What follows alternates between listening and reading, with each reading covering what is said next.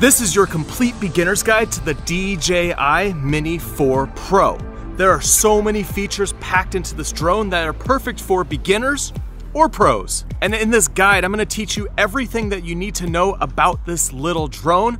So whether you are a first-time flyer or you've flown drones before, you can get up and running with the Mini 4 Pro fast. Now, before we dive into the first section, let me just give you a quick outline of what you're gonna learn in this video. So we're gonna go over the drone, the controllers, and everything that you're gonna find in the DJI Fly app. Then we'll go into your first flight, how to fly a drone, and then we'll start digging into some of the automation in this drone. So we'll talk about Spotlight, Point of Interest, Active Track 360, waypoints, quick shots, and then we'll dig into some of the photo features and hyperlapse. And at the end of this video, we're gonna talk about cinematic flying and how you color grade D-Log-M footage, because in this drone, you now have access to log. So if you're ready to get started, let's jump into section 1.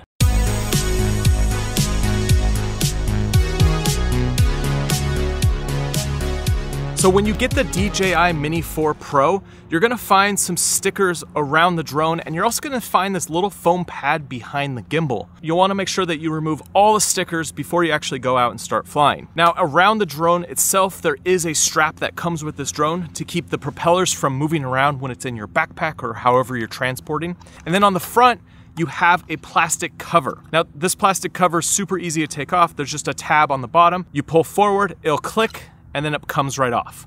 And then when you want to put this plastic cover back on, you just line up the top of it with the two sensors on the top, push it on, and you'll hear a clip. And you'll want to always make sure to use this plastic cover when you're not flying so that you can protect the gimbal and the camera. Now, to open up your propellers, the bottom ones, you'll pull forward so that they come to the front of the drone, and then the top ones, you slide backwards so that all 4 arms are sticking out. Now let's start with the front of the drone. So you're gonna see 2 sensors at the top, and you're gonna see your camera and your gimbal. The 2 sensors are your obstacle avoidance sensors. So they detect things in the area, and they're gonna stop the drone from running into something. Now, underneath the 2 sensors is your gimbal and your camera. So your gimbal should be able to move freely up and down, and your camera should be able to rotate and twist. You wanna make sure there's no obstructions with this before you start flying. Now, on front of your camera is a little lens cover. With this drone, you just have a clear filter. This is to help protect it in case it gets scratched or anything like that. However, if you rotate it counterclockwise, you can pull this off. And the reason that you would do that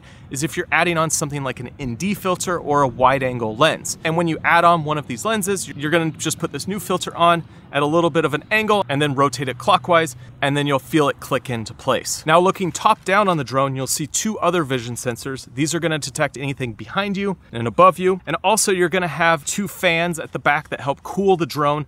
And then you have your power button. And so to power on this drone, you press once and then hold till all 4 buttons light up, and then you can let go. You'll also hear a little ding when the drone is powering on. Now, to turn off the drone, you just do the reverse. Click once and hold, and then you'll see the same 4 lights, and then the drone will turn off. Now, looking at the back of the drone, you have a USB-C, which is how you can charge the drone if you have a battery plugged in. Also, if you just want to pull the footage directly off the drone without using an SD card, you can plug in here using the USB-C to connect to your computer. And this works for both the internal memory and the memory on the micro SD card. Now, next to that USB-C is the slot for your micro SD card. And if you go to DJI's website, you can see which micro SD cards will work with this drone. I typically fly with a 128 or a 256 in here, just so I always have plenty of space when I'm out flying and I never have the chance of running out. Internally, you don't have a whole lot of footage on this drone, so you don't want to rely on the internal memory to be able to store your data. You'll always want to have a micro SD card in the slot. Now, below that is your battery. And if you look to the sides, you'll see there's 2 tabs. You're gonna press into those 2 tabs and pull back, and that releases the battery. Now, to put a battery into this drone, you're just gonna slide it into the same slot and push until you hear a click. Now you'll know that the battery is set and it's not gonna fall out. Now, also when you're looking down at the drone, you'll see your propellers on each arm. And these are connected using a little screw. So if you need to replace your propellers, if they get broken or damaged in any way, you'll just need that little screwdriver that comes with the drone to release these propellers, take them off, put the new ones on, and you'll notice that there's 2 sets of propellers. You'll see on the front right and the back left that there's a line next to where you screw in the propeller. Now on the front left and back right, you'll see that there is no line. So you just have to make sure you're putting the proper propellers on the proper side. Now on the bottom of this drone, you'll see a few different things. You'll have your vision sensors, which are your obstacle avoidance. It's also going to detect where the ground is so that when you need to land the drone, it can find the ground and land perfectly. You also have a light right here in the center. This light can be used when you're in a darker situation, but also when you're flying, you can turn this light on and have a light in the sky. And that is everything about the drone itself. And so next, let's dig into the different controller options that you have for the Mini 4 Pro.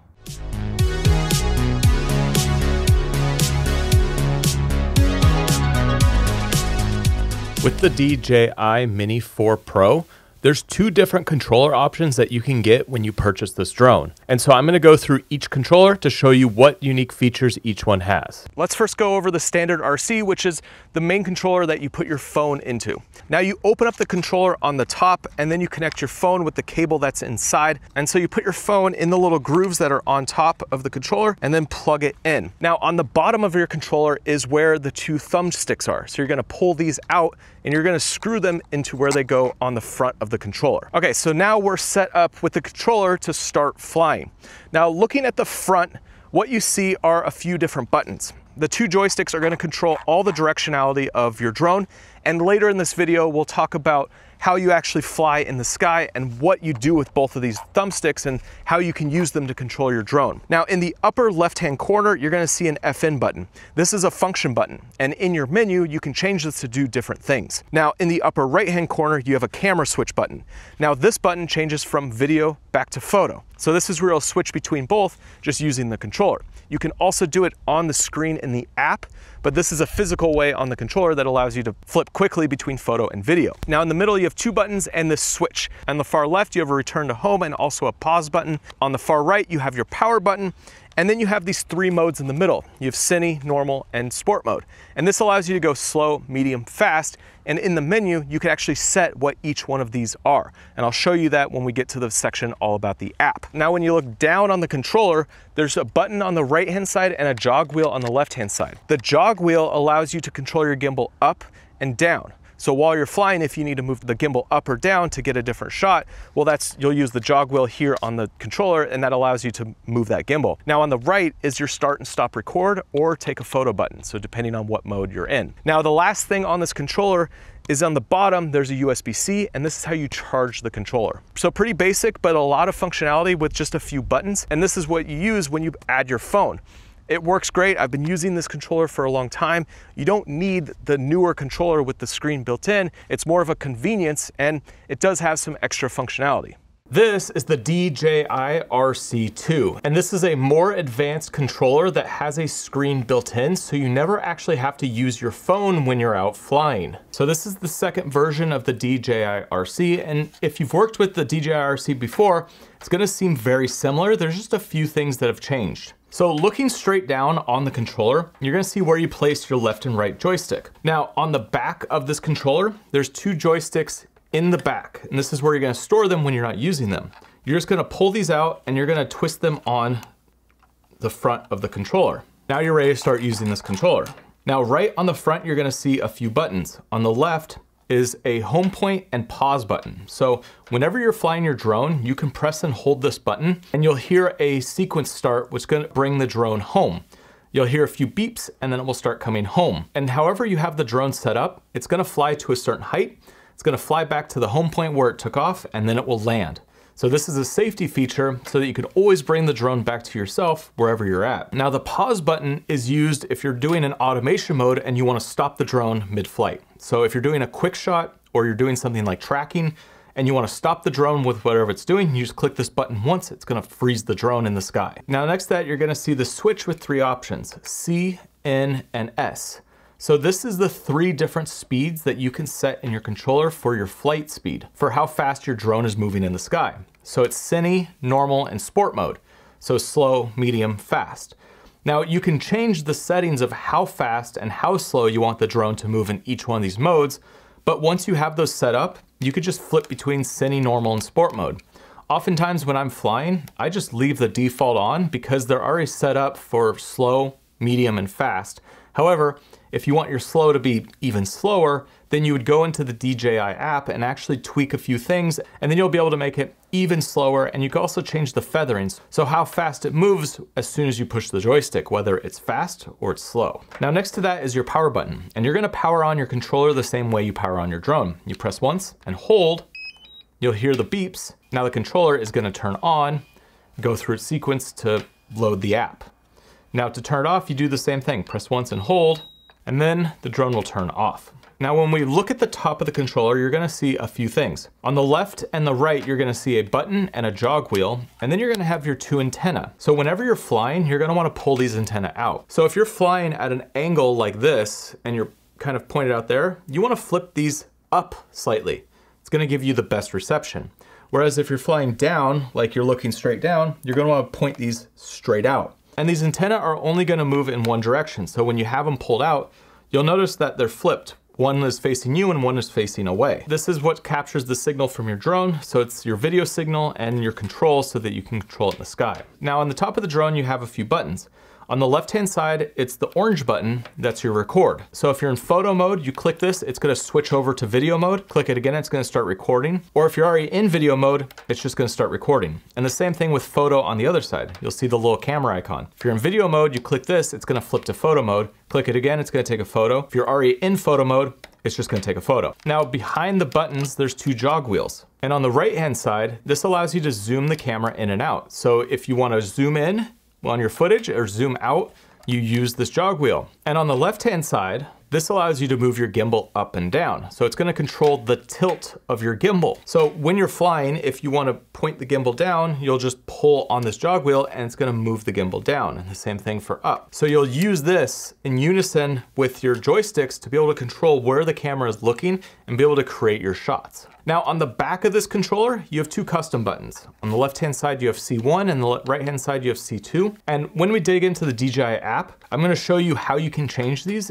and you could set these up to do different things depending on what you need. And I'll show you where in the DJI app you could set these buttons. Now on the bottom of this drone, you're gonna find a USB-C and a micro SD card slot. Now the USB-C is gonna be how you charge this controller, and the micro SD card slot is how you could record directly using the controller. So you could record on the drone itself, but you could also record on the controller. And this is gonna record whatever you're seeing through the transmission. And also if you wanna get all of your data when you're flying and record that, there's a way to do a screen recording as well on this controller. Now for both the controller and the drone, the amount of lights that are lit up on these 4 dots tells you how much battery that you have.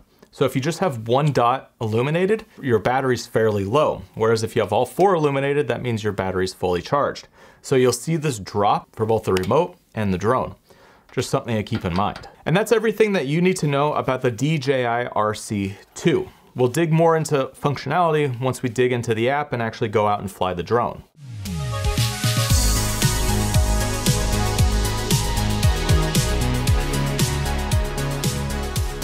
So next, let's dig into the DJI Fly app so you have a complete understanding of how you use everything in the app when you're out flying. So first, let's just look at the home screen. And you can see the home screen here. This is before you actually go into the flight screen. Right in the center, it's gonna show your Mini 4 Pro, and in the upper right-hand corner, it'll have Mini 4 Pro with this little book icon. So this is some more tutorials and more information about your Mini 4 Pro. In the upper left-hand corner, it has some location information, and there's this button for fly spots. So if you're hooked into Wi-Fi, you can click fly spots and you can browse around the map to be able to figure out, is there a good place to fly or not? And this is a tool to be able to see where you can fly and where you shouldn't be flying as well. Now, down in the lower left-hand corner, you're gonna have your album, Sky Pixel, and profile. Your album will show everything that's on the drone that you've recorded.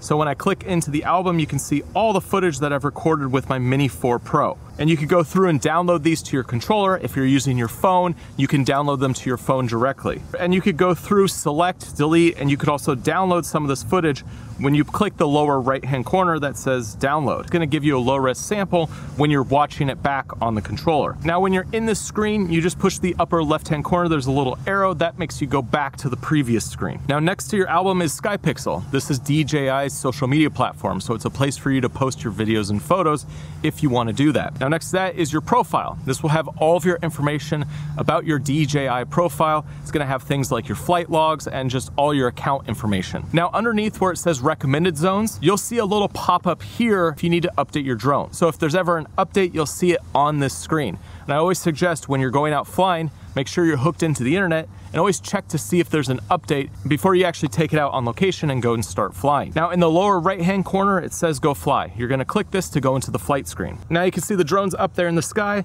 and you can see where I'm sitting in this little stone circle. So let's just go around the screen on this first page, talk about everything that you're gonna find. And then if you notice in the upper right-hand corner, there's 3 dots. And when you click this, it goes into your advanced menu settings. So I'll go over that second. So first, let's just start in the upper left-hand corner. You have that same arrow. When you click that, it goes back to your home screen in case you need to ever go back to this screen. Let's click go fly again. Now next to that, it says in mode. So on your controller in the center, you have Cine, normal, and sport mode. So when you switch this, you'll see that in the upper left-hand corner change. So it's an indication of what mode that you're in. So let's switch over to normal mode. Now next to that, it says in flight. There'll be warnings here if your drone's not ready to take off yet. So if you've just pulled out your drone and it's not connected to satellites, you'll get an indication here that says it's not ready for takeoff. Now you can click in flight and it's gonna pull up your pre-flight checklist. So at the top, it's gonna show you your flight status. So if there's any issues, you'll see it pop up right here. For me right now, drone's in the sky, everything's normal, so it says normal. Now this is also where you could set your return to home altitude. So if you ever click this return to home button, the drone's gonna fly up to a certain height, fly back to you, and then descend. And so you could change that height depending on what's around. Now underneath that is your max altitude and your max distance. This is the limits that you set for how high the drone can go and how far away the drone can go. And so here in the US, we can only fly at 400 feet above ground level. So having this set at around 400 feet is smart so that you don't ever go over that 400 feet. Now in terms of distance, you want to keep in line of sight. So you could set your max distance if you want to make sure you're not flying too far away where you start losing the drone off in the distance. Now underneath that, you'll see your storage location. Mine says SD card, and it shows how much data I have left on my SD card. So I could also click this button in the upper right-hand corner and format that and clear all my data.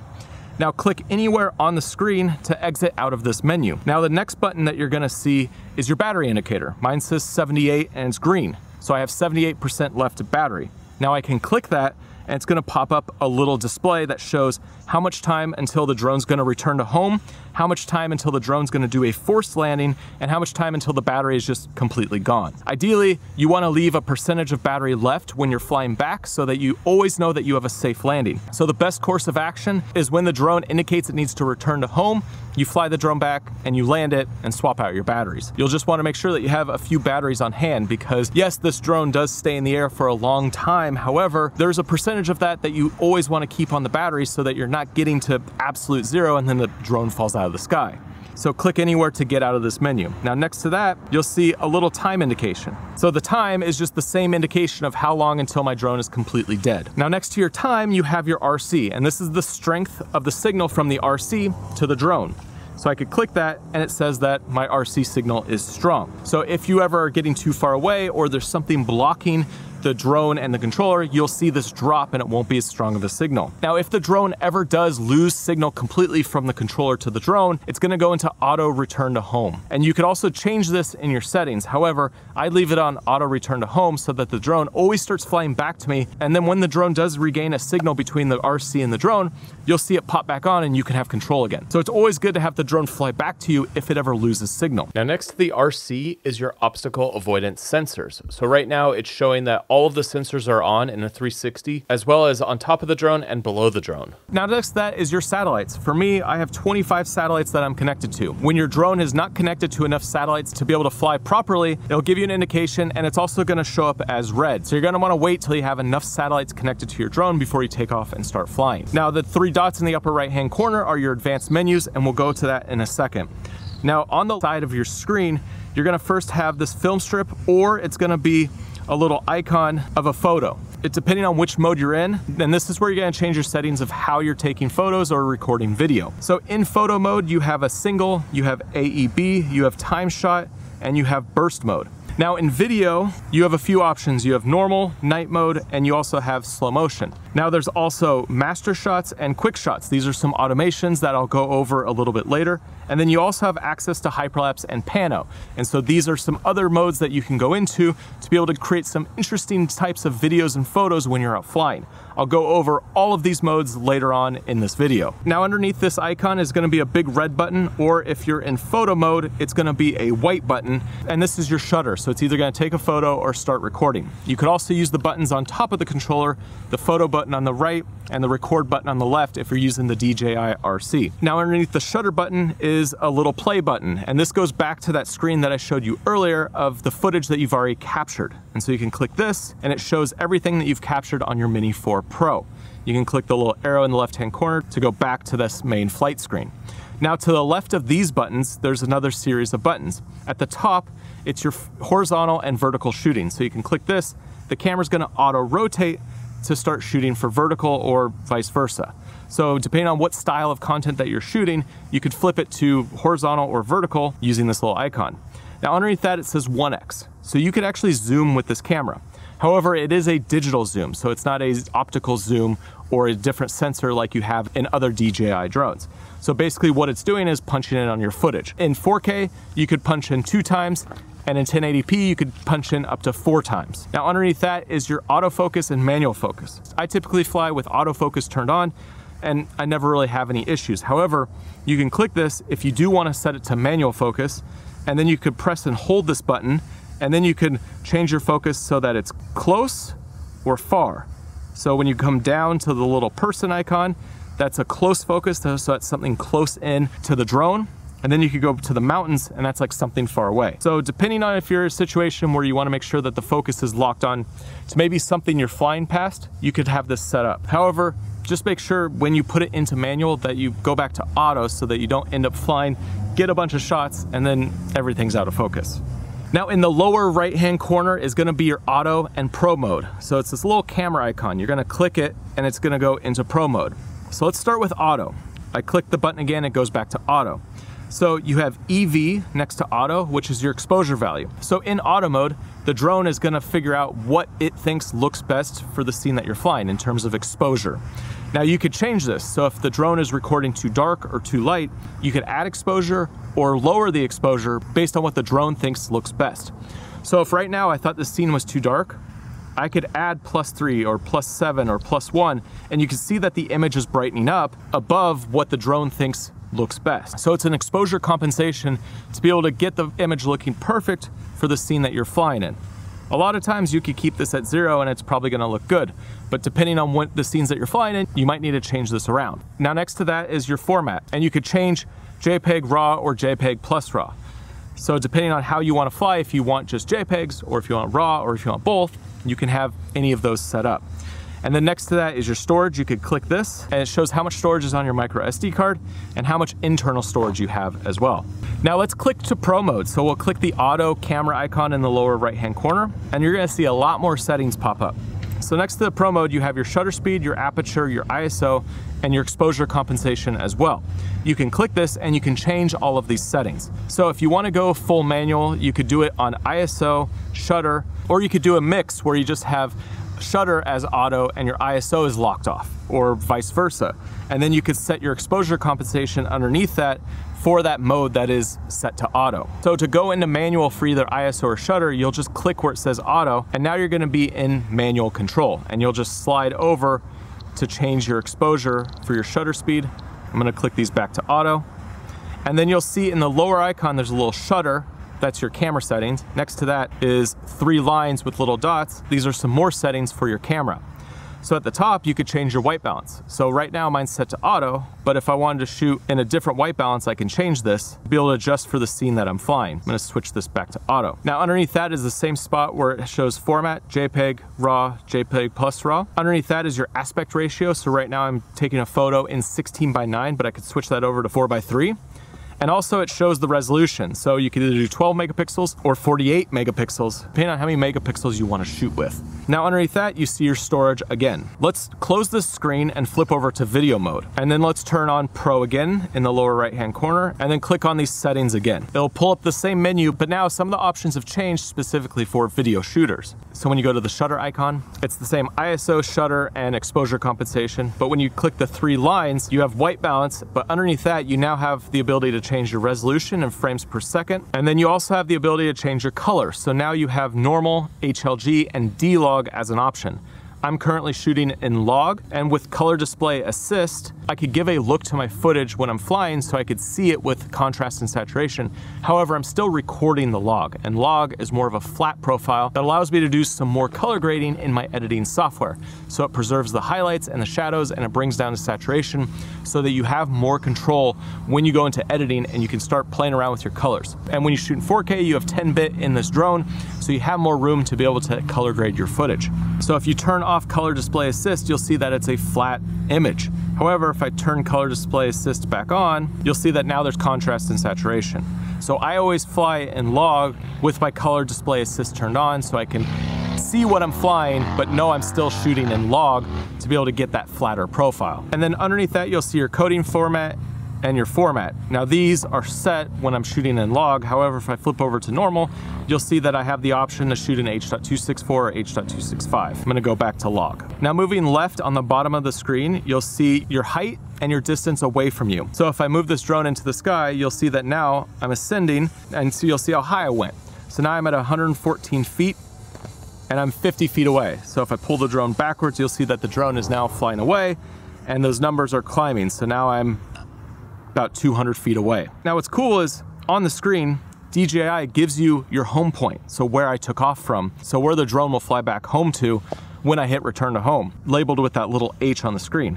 So as I move around, you'll see that showing you the landscape here, but whenever I come back to where I fly home, there's now a home spot. So if you're flying and you're a little bit away, you could always see that on the horizon so you know where home is and you know where to fly back to if you ever need to.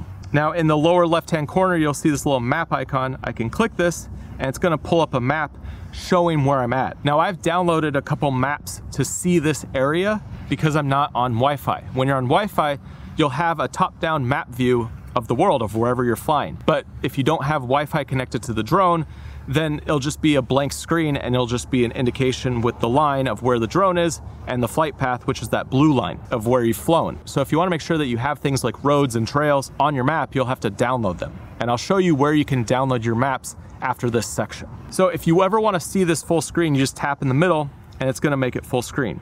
And you can see that there's a road over there to the left. I could zoom out and you can see that there's a road over here to the right. If I didn't have this map downloaded, it would just be completely blank and you wouldn't be able to see anything. And when you're in this full map view, you always have a screen in your lower left-hand corner of what the camera's seeing. So you can just tap on that, it's gonna go full screen and it's gonna go back and swap. Now on this little map in the left-hand corner, you could click the top left button and it's gonna do true north, or it'll switch to compass mode and it will just rotate with your drone. Now in the upper right-hand corner, you could zoom out or zoom in.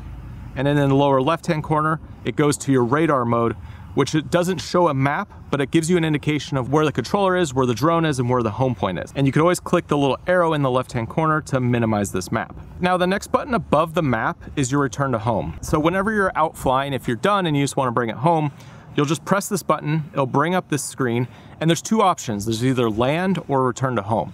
So if you're in the area that you want to land and the drone's just hovering over there, I can just hit land, it's gonna auto land. But if it's out a little bit of ways, which it is right now, I'm gonna click return to home. I'll press and hold this button and it'll go into return to home mode.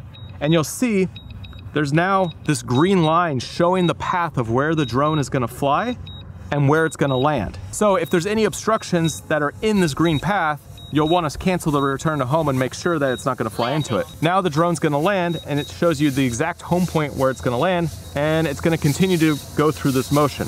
I'm going to tap the X, cancel the return to home, and now I can take control and start flying again. Now the button above your return to home is your waypoints. And later on in this video, I'll show you exactly how you use your waypoints to create some interesting footage. And that is everything on this main flight screen. So next, let's dig into the advanced menus. So you'll click the three buttons in the upper right-hand corner, and this will bring up your advanced menu. And there's 5 tabs at the top: safety, control, camera, transmission, and about. In the safety, this is everything regarding the safety of your drone. So the first thing that you'll see is what happens for obstacle avoidance. Are you going to bypass it so the drone will continue to move and fly past? will the drone stop, or are you gonna turn off your obstacle avoidance?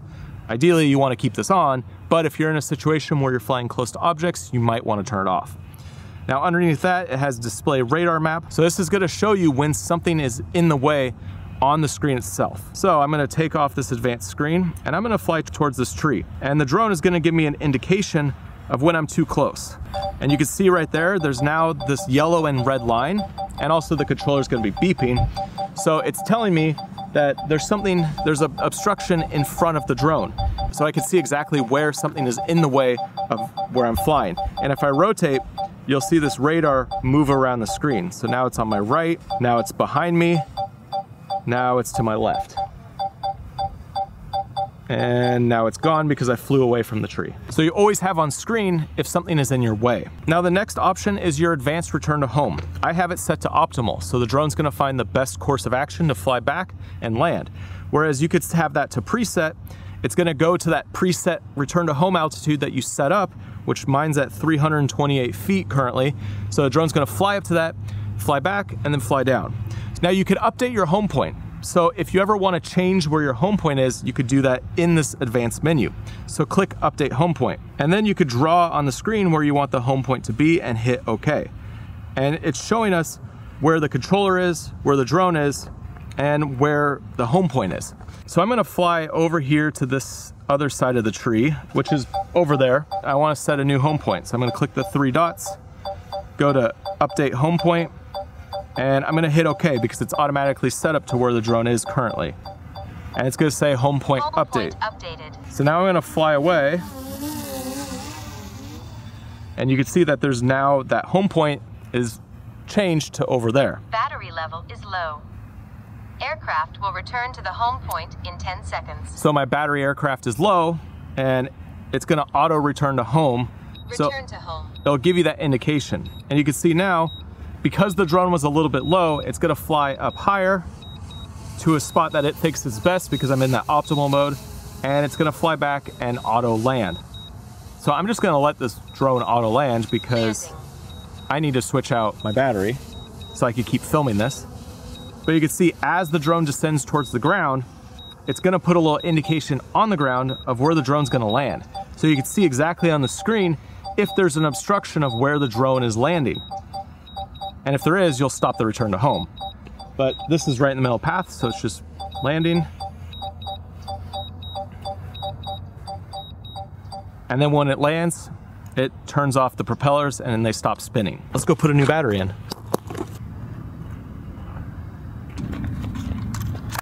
And we're back up flying. So we'll click the 3 dots, go back to your safety. And then you'll see AR settings. And so that's that visual flight path when you're returning to home. And so you can turn this on or you can turn this off. Now there's next is flight protection. So you could say your max altitude, max distance. And then for the sensors, there's compass and IMU, and you could calibrate them here if you need to for any reason. The drone will tell you when you need to calibrate something, so I normally never even touch this. Underneath that is some information about your battery. And then you have your auxiliary LED. So mine's set to auto. So if it's in a darker situation, it's gonna automatically turn on.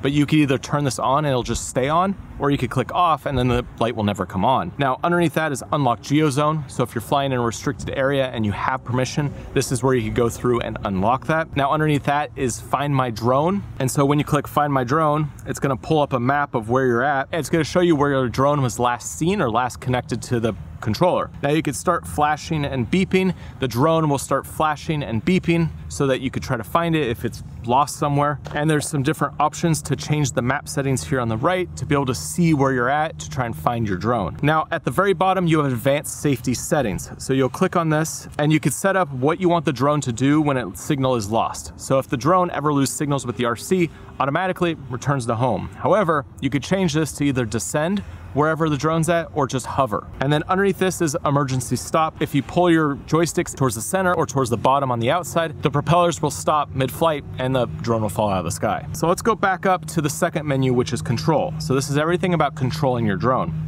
First, you have your unit. So if you're in the US, set it to Imperial. Well, if you're anywhere else, then you can set it to metric. Next to that is subject scanning. So I could turn this on and I'm gonna fly back towards us, and you'll see as I get close enough, there'll be a little plus icon. This is for your tracking. So I could click this and now it will start tracking me. And we'll go into tracking a little bit later in this video. Now underneath this is your focus track settings, and we'll go into this when we talk about tracking in this video. Now underneath this is your gain and expo tuning.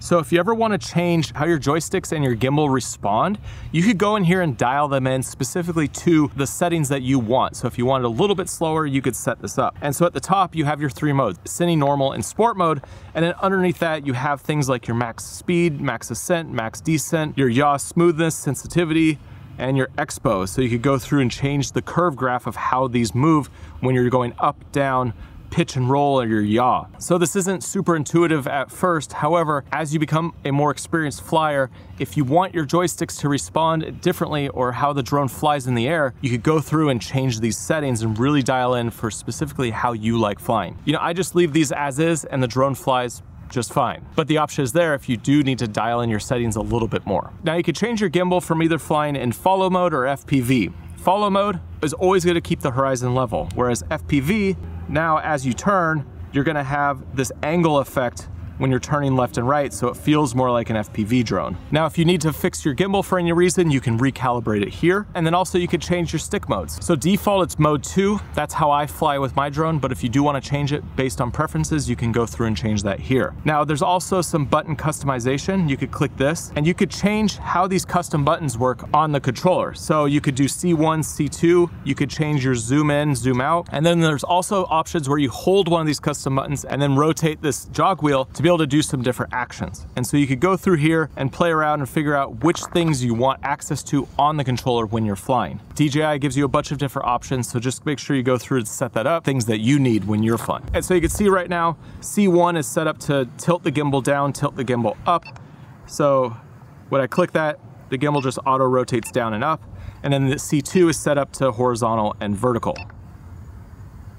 So it just gives you quick access to things that you might need when you're out flying. Now at the bottom, you have an RC calibration if you need to do that for any reason, and there's also a flight tutorial if you want more instruction on flying with your drone. Also at the bottom, there's a button to repair the controller with the drone if it ever becomes unpaired or you're setting up a new controller with your drone. All right, now let's go to the next menu, which is camera. So this is gonna be all the settings for your camera when you're out flying. So I'm in video mode, so you're gonna see video settings. It's the same thing. You go to photo mode, you're gonna see photo settings. So you'll see the same settings that we saw earlier in that little menu on the main screen.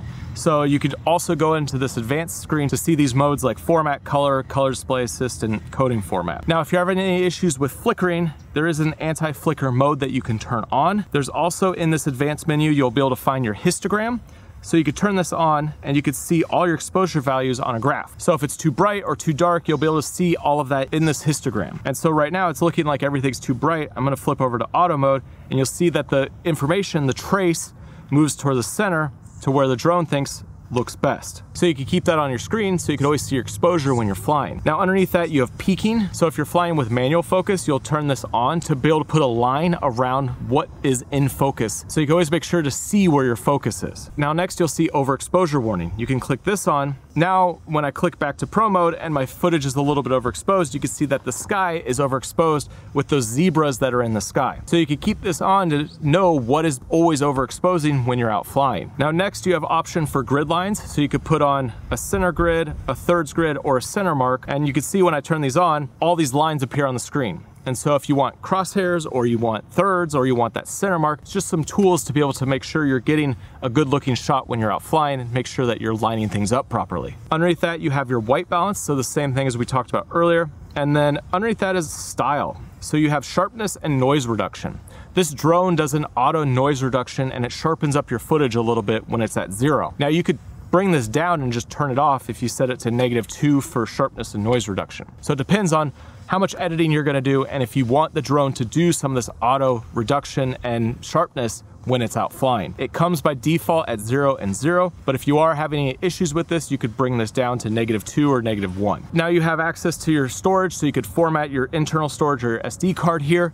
And then underneath that, you have custom folder naming, custom file naming, and this allows you to add some custom names to the files when you're recording. Now underneath that is your cache recording, so the controller's always gonna be recording a backup of whatever's flying. It's whatever the screen is seeing, so it's that lower res version that the screen sees. And you could set up what your max cache is. So I could just set it to auto, and I could turn this on or off to make sure that I have that backup recording always on the screen. Now next you have transmission. So this is everything about the transmission of the controller to the drone. I just leave all these settings as they come out of the box and it works fine. But if you do need to tweak things for any reason, you could go in here and tweak it right here. Now the last tab is your about, and this is everything about the drone, serial numbers, information, anything you might need. It's also a place where you could go check for updates if there is any updates with the drone, controller, or any of that. So that is everything with the DJI Fly app. I know it's a ton of information, but the more that you go out there and start flying, the more that all of this will make sense. And just play around with all these settings because all of it is important and it all is gonna help you get better shots when you're out flying. So to access your download maps feature, you have to go back to your main home screen, and at the bottom, there's gonna be the profile button. Now there's gonna be a button on the screen that says offline maps. And when you click on your offline maps, it's gonna show up with the world. You're gonna see everything. And you can see there's a little button at the bottom that says download. Well, unfortunately, you can't download the entire Earth and put it into your controller. What you need to do is start zooming into the area that you want to download, and you'll see this little white box pop up. The little white box is the area that you're gonna be able to download. And so you're gonna wanna zoom in close and find the exact area where you're gonna be flying and download that section. So if you need to download more area than what's in that box, you just need to move the map around and download multiple sections. Now, when you download a map, it's gonna pop up with the screen that asks you to put in a name. So just put in a reference name that you know exactly what the map is. So you can see that I put in SC Hills 2 because I've already downloaded a different version of the same area. Now, when we go back to the flight screen, you can see I have a shot here of me out on this hillside. You can see the map that you were downloaded in the lower left-hand corner. And let's expand this and make it bigger. So I'm gonna tap on it, and now you can see the area that I've downloaded. And you can see the road that I'm standing on where I'm filming from, and you can see some of the trails when I scroll over of the area that I'm at. And so now there's more indication of where my drone is in the sky when I'm out flying. And when I scroll out even further, you can see the neighborhood that's down over there, and then you can also see the reservoir, which is over that way. And so just by looking at this map, I have a much clearer indication of where my drone is in relation to all of these different features. Now, one thing to keep in mind, when you're using the download map feature, you can only see this 2D map. So you're not going to be able to download the satellite map or use the mixed feature. So you'll only be able to see a standard map style when you download it to the controller. And you can download as many maps as you want. It just depends on how much memory you have on the micro SD card. So when we go back to our main home screen, you can see that each map is around 2 megabytes. So they're not very big when you download them onto the controller. Now, the last thing, when you're in this download section, you can go through and manage the different maps that you've downloaded. So the 3 dots on the right-hand side, if you press them, it's gonna pull up a menu that allows you to either delete the map or you can rename the map. So you could go through and clean up all the different maps that you've downloaded to your controller.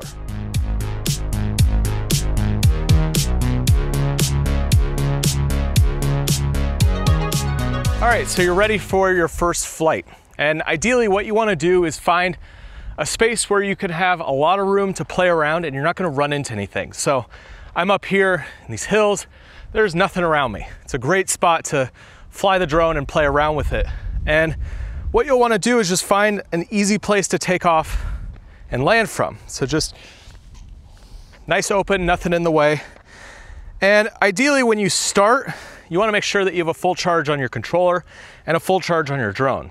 Now, to turn on your drone, you press once and then hold, and all the lights will light up, and then you'll hear a chime, and that's when the drone is turned on.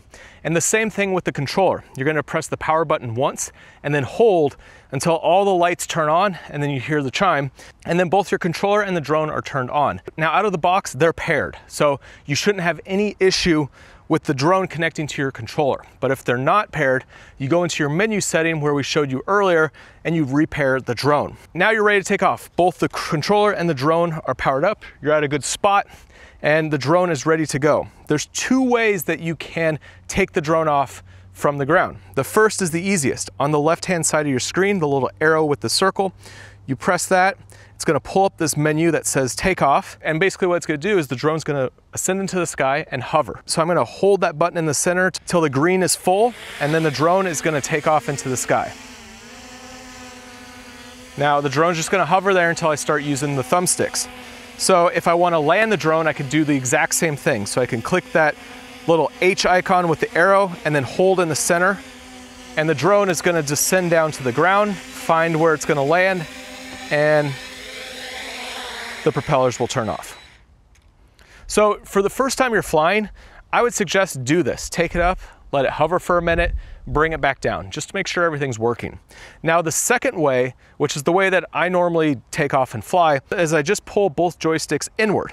That's gonna start the rotation of the propellers, but it's not gonna take off. It's just spinning there on the ground. Now I pull up on the left joystick and the drone will ascend into the sky. And if I let go of the joysticks, the drone will just sit there and hover. And that's one cool thing about these kind of drones, is that if you don't touch the joysticks, when it has a strong GPS signal, the drone will just sit here in this one spot. And now if I want to bring the drone down and land it, I just pull down on the left joystick, and I just keep holding the down on the left joystick until the drone fully goes down to the ground and the propellers shut off. And then I can let go of the controller. So those are the two ways to take off and land.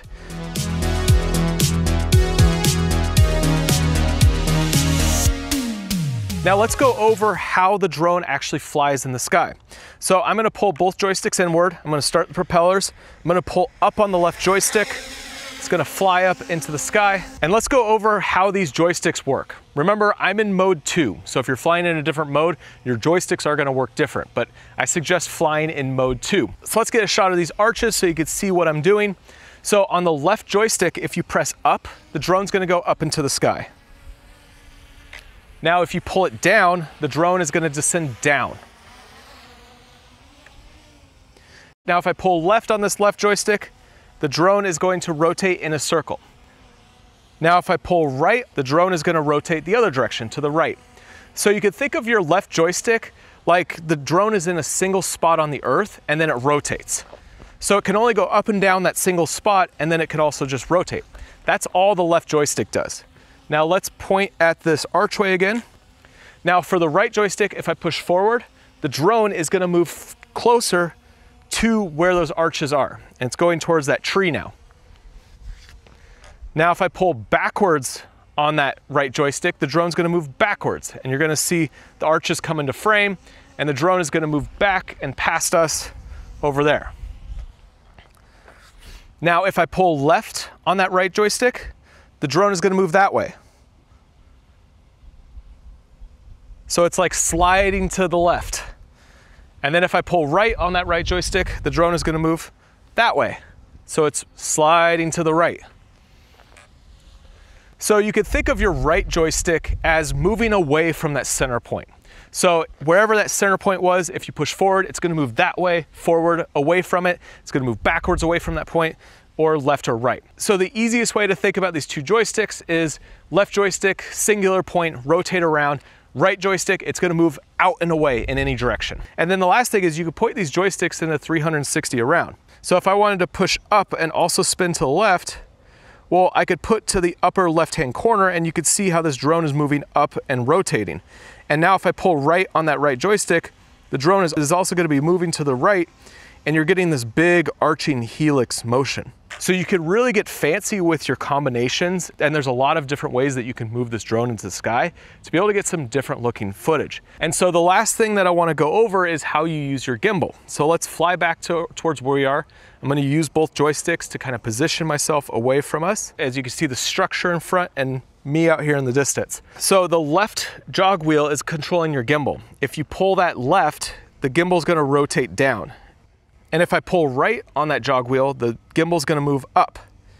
And the cool thing about this drone is that gimbal can move up to 60 degrees looking up, so you could have the gimbal pointing straight up into the sky. Now with the controller with the screen built in, the other jog wheel, if you pull right, it's gonna zoom in. And if you pull left on that jog wheel, it's gonna zoom out. And so that's all the different ways that you could use this controller to move your drone and the camera in the sky. All right, so now let's go into the next section, which is all about the active track.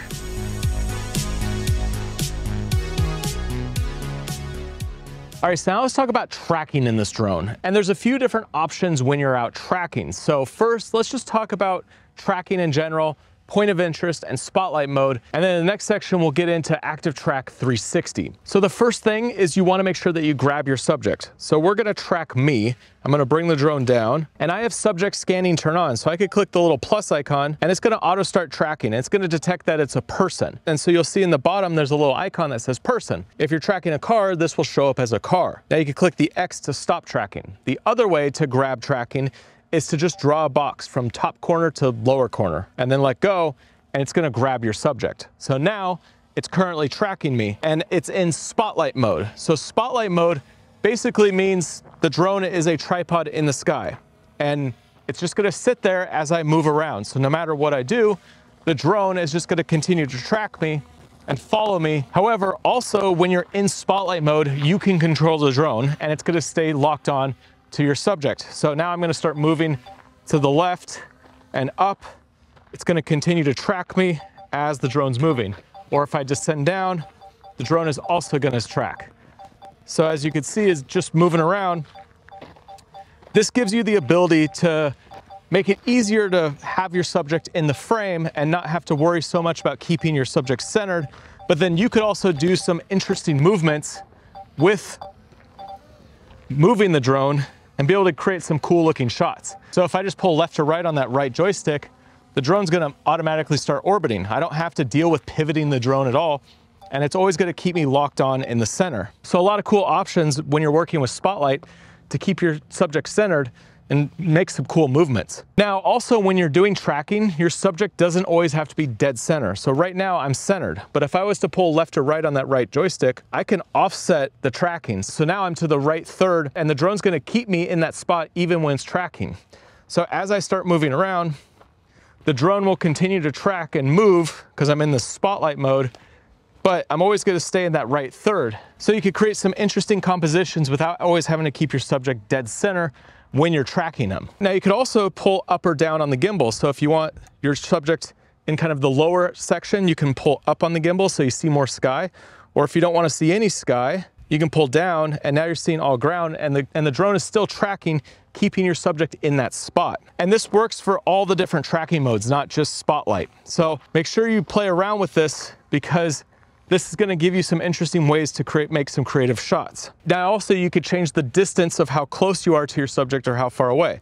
So you could track from super close, or you could fly the drone out and away and track from a distance. Now as you can see, I flew too far away. It's going to be able to grab me, but it might not stay locked on if you're too far away. You'll see as I get further and further away, the little person icon is going to disappear. It's just going to show this indication of a spot on the earth, and it says that that's the last spot I was tracking, so it's going to stay locked onto that spot in the earth versus me moving around. So I'm going to fly closer and you'll see that the drone will lock back onto me as a person. So if you're flying too far away or there's some things in the shot that confuse the drone, you might see this little indication pop up versus the box with the person at the bottom or car or boat or whatever you're tracking. Now the next option you have is point of interest. Now for point of interest, it's just gonna create a circle, an orbit around you. And so you click this and click go, and then you just see this little indication with a dot with these arrows. And the further you pull away from the center is the faster the drone is gonna move. And so if I want it to go right, I pull right, but if I want it to go left, I could swap it, go the other direction, and the drone will start spinning in the other direction. And you can make this super fast, or you can make it creep along super slow. So if you just always wanna keep an orbit around your subject, but always keep them tracked, use the point of interest. And you can also move with this. So right now the drone is in point of interest. I'll speed this up a little bit, and I'm just gonna walk around. And so the drone is gonna be continually moving. I don't even have to think about it. And it's gonna keep doing an orbit around me. So whether I move closer to the drone or further away, doesn't matter. The drone will still move in the same direction that's indicated on the screen, and it's gonna continue to do an orbit. Depending on how you're moving, it might take a little bit to start the arc, but if I'm gonna speed this up, you'll see that as I hike over here, the drone's gonna continue to move. And as it swings towards this tree, well, it's gonna stop because it's got obstacle avoidance and it lost me in the tree. So now the drone is looking for me, it's spinning around. It's gonna keep going until it sees me on the other side, and then it's gonna grab me again with that tracking. So even if the tracking loses you for a little bit, if the drone comes around and finds the subject, it will start tracking the subject again. And so with Spotlight and Point of Interest, you could do some pretty cool things. So next, let's dig into some creative ways to use Spotlight and Point of Interest when you're out flying.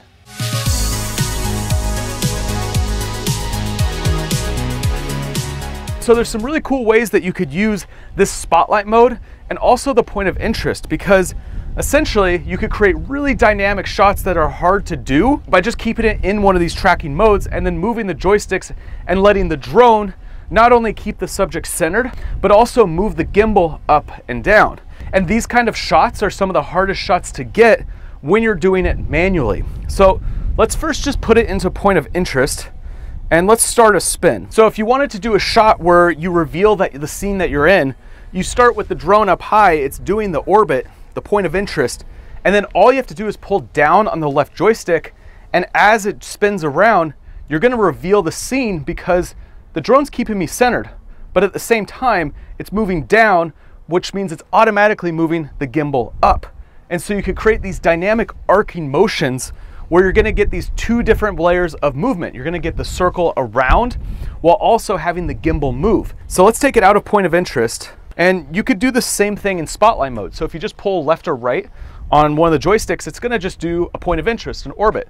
But you have full control of the speed, so I could start slow, and then I could pull and go super fast and then slow it down.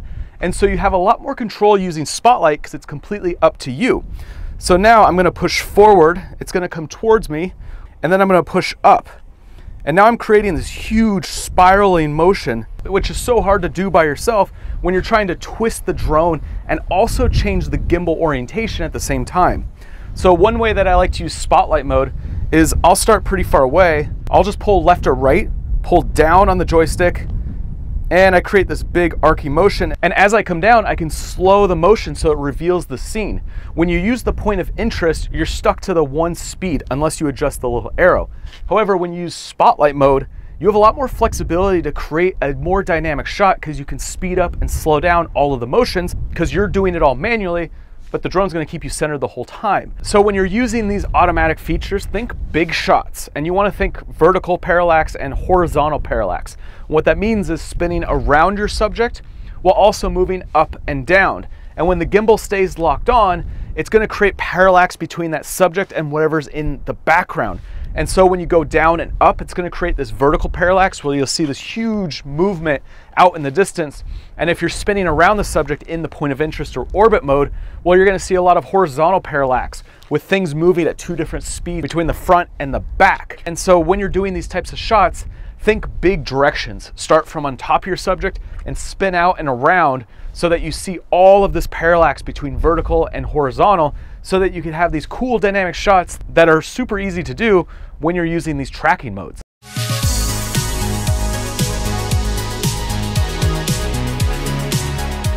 All right, so now let's dig into Active Track 360. So on the tracking bar, on the left-hand side, it says Active Track.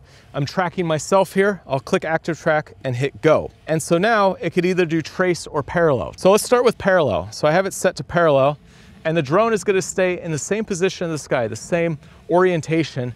And then wherever you move, it's just gonna slide with you. So I'm gonna go towards this tree, and you'll see that the drone will stay off to my side here as I'm hiking. And if I go back the other way, the drone is gonna stay in the same spot of the sky and continue to track me from this side. It's not gonna swing around me. It's not gonna move in any direction. It's just gonna stay in that same orientation. Now, if I walk away from the drone's gonna follow me, but it's not gonna pivot. It's just gonna keep following from that same orientation. So if the drone's pointed south, it's always gonna stay pointed south no matter what happens, no matter how you move. So kind of a cool feature depending on how you're moving around if you always want the drone to kind of stay the same direction when you're flying. Now the Active Track 360 is under the trace mode. So when you click trace, now the drone is gonna find the position of where you're flying based on this radar map on the left side. So I'm gonna start walking, and you're gonna see that the drone is gonna follow from behind because I have it set to behind on this little map. So as I move around, these columns, the drone's gonna continue to fly, track me, and just find where behind is because I'm walking away from it. Now, if I wanted to switch this, I could click to in front, and the drone is automatically gonna swing to the front and then continue to track me. And it's gonna take a minute to do this, so it's gonna fly around as I'm moving, and it's gonna eventually find the front of me and just stay in front of me no matter what I'm doing. So no matter where I'm going, the drone is always gonna continue to track me from in front. And you could do this from any side. You could do a front corner, you could do off to the right, to the left, behind. And so you can always set up how you want the drone to move, and you can always change that when you're flying. Now, the cool thing about this new style of tracking is that you could change the distance and how the drone moves to find the new spot to track from. So right now, it's tracking from a little bit further away, but if I wanted to say move to the left-hand side of me and get closer, I just pull this arrow in this lower screen to the left and closer, and now the drone is gonna find my left and also fly closer to me. And then it's gonna just continue to track me from this left-hand side. Now, if I wanna go further away and in front, I'll pull this arrow up so it goes in front of me and further away. And then it will continue to track me from that position. Now, if you go in your 3 dots in the upper right-hand corner, you could go to your control settings, go to focus track setting, and now you can change your outer circle and inner circle height and max distance. So you could say the inner circle is between 13 feet and the outer circle is 32 feet. And you can extend this or even bring it closer. So I could change this, say 9 feet, and make this 39 feet. And then you could change the height at which the drone moves between that inner and outer circle. You can also change the speed. So it could either be normal or it could be fast. And then you could also set up near ground flight. So if you want the drone to skim along the ground, you could turn this on. But just a word of warning, if the drone is flying too close to the ground, that means the bottom sensors are gonna be turned off. And if the ground changes, if there's something in the way, well, it could run into that and crash the drone. So a lot of functionality with this ActiveTrack 360 to be able to move the drone as you're flying and tracking. And if you're someone who's a solo creator like me, this gives you the ability to create some really cinematic looking shots super easy. And now you can create these really dynamic shots where the camera's swinging around you, starting low to the ground and close, but then goes out further away and high in the sky. It's a pretty cool feature. Battery's low, time to bring it back.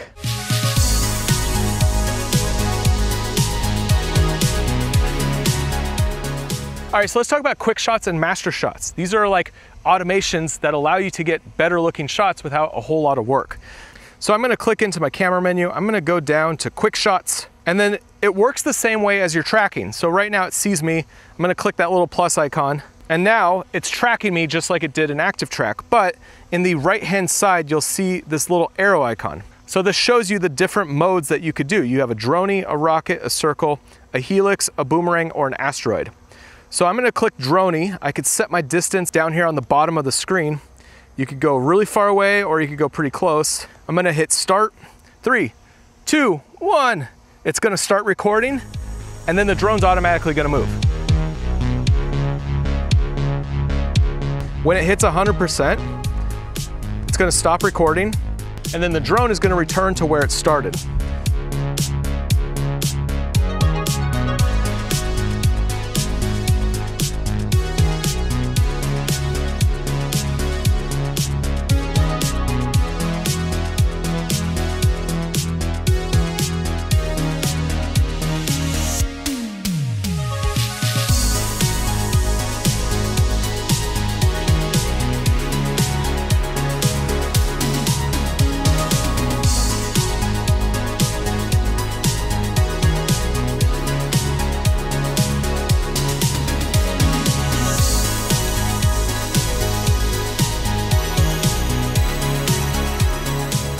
So the next feature I want to dig into is waypoints, because this is a feature that allows you to create really dynamic footage, and the drone is just going to follow a path after you set it up. So waypoints is over here on the left-hand side. You're going to click this button and it's going to pull up your waypoint screen. So you could use C1 to add a waypoint. And so let's say I want to start here. This is my first waypoint, but then I want the drone to fly over here, and I want the second waypoint to be here, so I'll click this. Now the third waypoint, I want to be way up high, and I want to point down here. So I've set up 3 spots of where I want the drone to fly, and now I'm going to set up some settings regarding that. So I'm going to click these 3 dots on the right hand side. It's going to show the speed. I could change that, so I could either go fast or slow. And then I could set at the end of the flight, signal loss, return to home, and start point is waypoint 1. Now you hit go in the upper right hand corner, and the drone is going to fly back to the original start point. And when it gets there, it's going to start this move. So it takes a second to get set up, but you could set all of your camera settings however you want for this move. And you can see that it's moving automatically through these waypoints that I've set up. So it's fairly easy to use, but it's just gonna take playing with the settings and playing with the different speeds to figure out what works best for the types of shots that you want. And you can create these cool dynamic moves that the drone can automatically go through and can repeat. And then you could actually go through and save this if you wanna repeat it on a different day.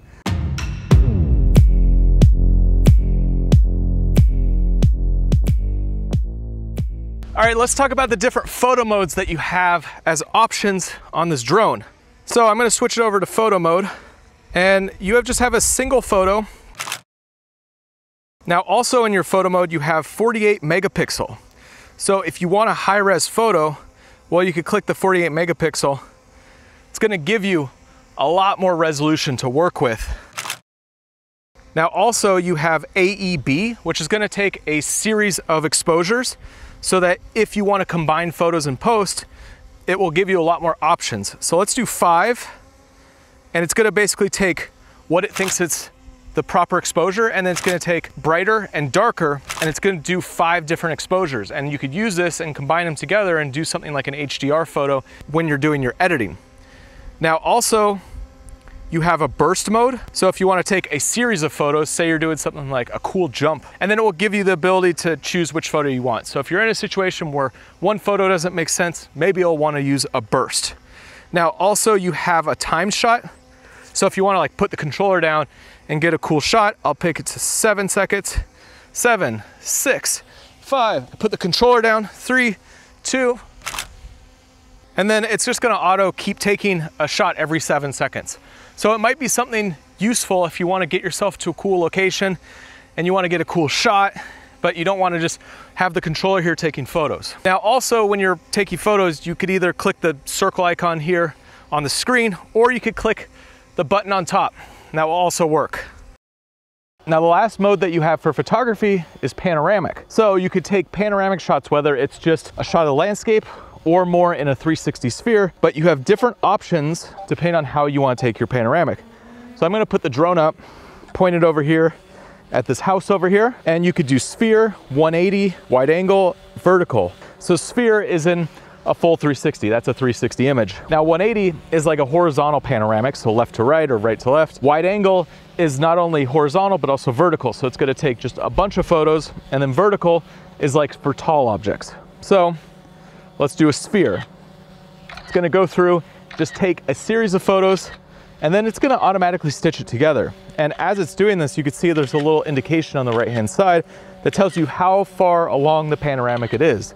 So right now I'm at 16%, so it's just we're gonna let it just keep taking photos, and eventually it'll finish off this photo, process it, and give you a panoramic photo. Now it also saves the individual photos, so if you do wanna stitch it together yourself, in your folder when you download this footage onto your computer, there will be the individual photos as well as the stitched together panoramic. And so here's the difference between all of these shots. Here's the sphere versus the 180 versus the wide versus the vertical. So I would highly suggest playing around with each one of these panoramic modes so you get a sense of what you could get when you're flying the drone and doing these panoramics, but it's a cool feature to have in the drone. Now let's talk about the next mode, which is hyperlapse. So this is a cool mode that you could use to get moving time lapses.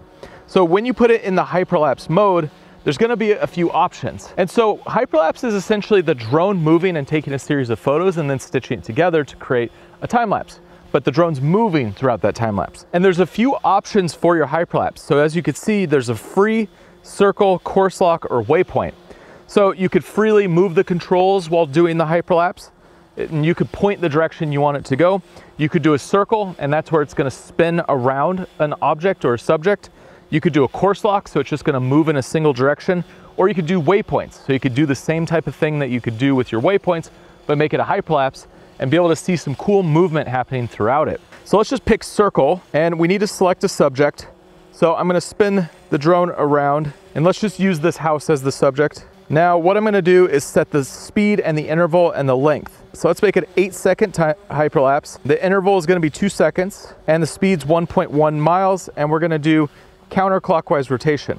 So you're just gonna hit record, and it's gonna start the hyperlapse. And so it'll just go through and take a series of photos, and it's gonna count down how much time you have left until this hyperlapse is done.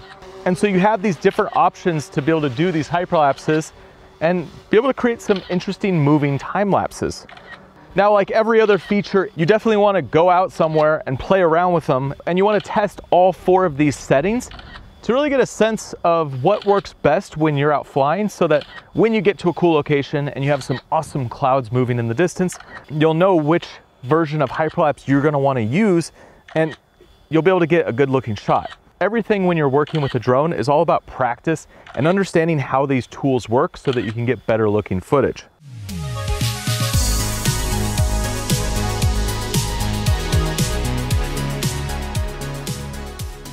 All right, so next let's talk about master shots. So I'm here at this house and I want to shoot a cool sequence that goes around and shows this location. Well, instead of doing it all manually and then editing it together, Master Shots does it all for you. So it automatically flies, grabs a bunch of different shots, and then it automatically edits it all together. So it's a pretty cool feature, especially if you just want to make something quick and you don't want to edit it together yourself.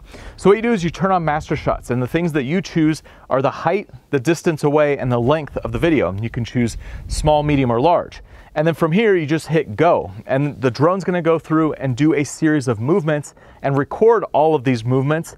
And then when it's all done, it will pull up a screen that allows you to choose some different templates that automatically edits this footage together, puts some music behind it, and you have a finished video ready to go. And the Master Shot's able to create a cool little video, and it makes it super easy.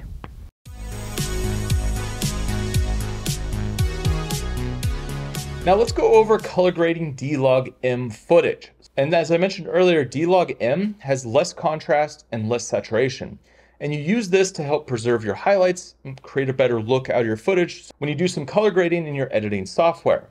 So right here, I just have a shot that was shot in D-Log-M. And I have my waveform pulled up over here on the left. And a waveform shows all of your exposure values from black all the way up to white. And you can see how this doesn't stretch all the way to 100 and 0, which this is white and this is black. And so some basic color grading that you can do to your D-Log footage is add contrast, add saturation. That's at the base, the easiest way to get this footage looking good. So in Final Cut Pro, I have color adjustments, which gives us some basic control over our image. And I'm gonna add contrast. And you can see as soon as I start adding contrast, all of the exposure values on the left stretch further up into white and down into black. Now, the point of shooting in D-Log-M is to preserve those highlights so nothing is fully overexposed, and also so that you can have a little more information in your shadows so it's not completely black. So when you're doing color grading, you don't want to push it too far where you lose all that information, because that's the point of shooting D-Log-M. So what I would do is I'd pull up my contrast to a point where it starts looking good. Maybe I'd adjust my exposure up or down, and then I would bring up my saturation to add more life back into the footage. Now, with just some tweaks to the contrast and saturation, I have a great looking shot, and I could use it just like this. But also, because we're shooting in 10-bit, we're able to push this color grade even more. So I have a set of color LUTs that I've built for drone footage, and it's gonna create some unique looks for your shots. So in Final Cut, I'm gonna add an adjustment layer on top, and then I could go through and add my custom LUT Belize, which changes the colors of the greens and yellows and the blues in the sky. And you can see when I turn this on and off, it adds a little bit of a different look to the footage. So if you're interested in creating some different looks beyond just doing contrast and saturation adjustments, I'll include my LUTs down below in the description. And also in the Creator Film School, I have an entire course that goes through creative color grading to teach you how to build your own looks and figure out how you can adjust all the colors and allow you to be able to create some different looks for your drone footage.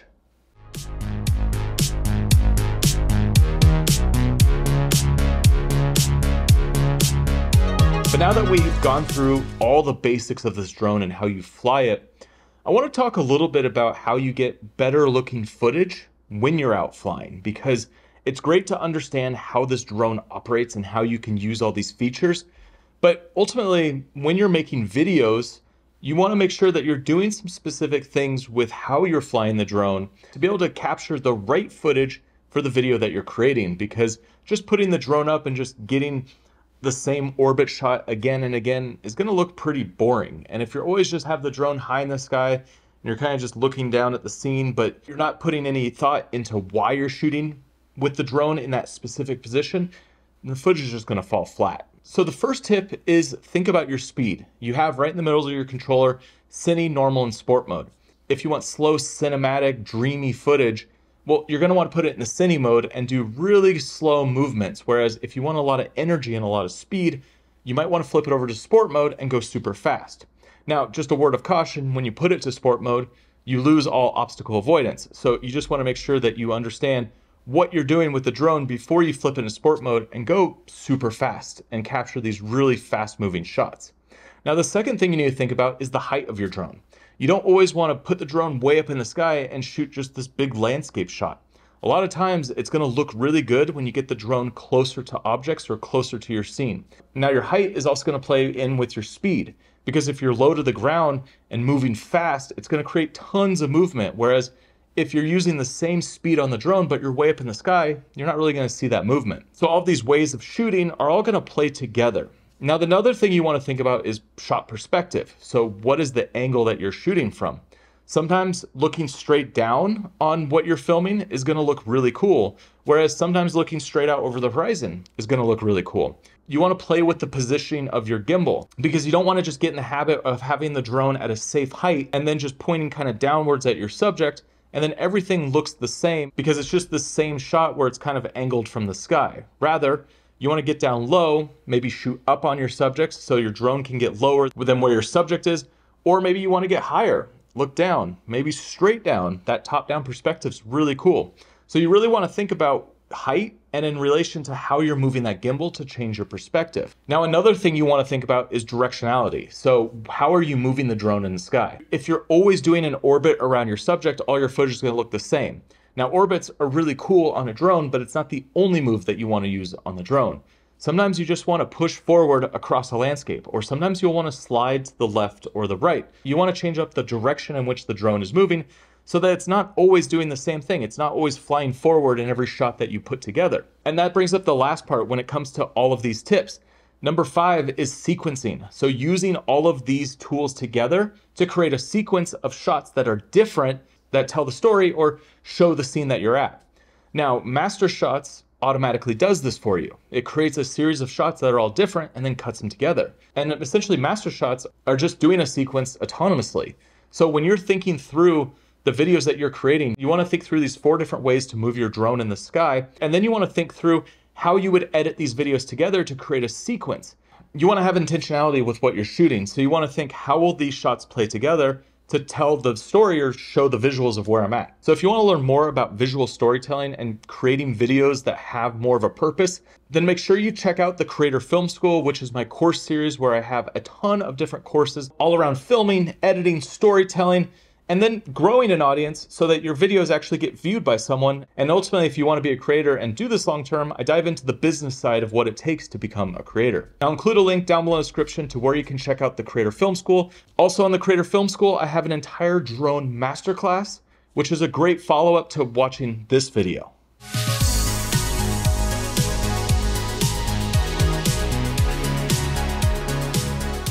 So what's next? Well, first, practice. You just want to take the drone out, just test all of these different modes, all of these different ways of flying, taking videos, taking photos, just practice. But beyond that, you need to figure out what you're gonna shoot. And if you like this video and you want to learn more about drones or just how to make videos in general, make sure you hit that subscribe button.